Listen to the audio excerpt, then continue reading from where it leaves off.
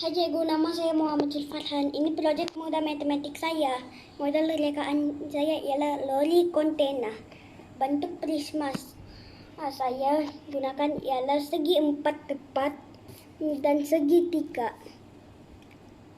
Bentuk bukan prisma yang saya gunakan ialah silinder. Ciri-ciri bentuk yang saya gunakan.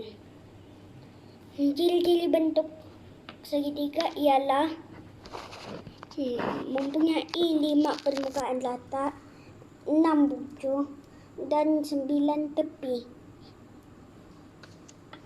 Ciri-ciri bentuk segi 4 tepat ialah 8 bucu, 6 permukaan rata dan 12 tepi. Ciri-ciri bentuk silinder ialah permukaan melengkung dan mempunyai 2 permukaan bertentang sama bentuk.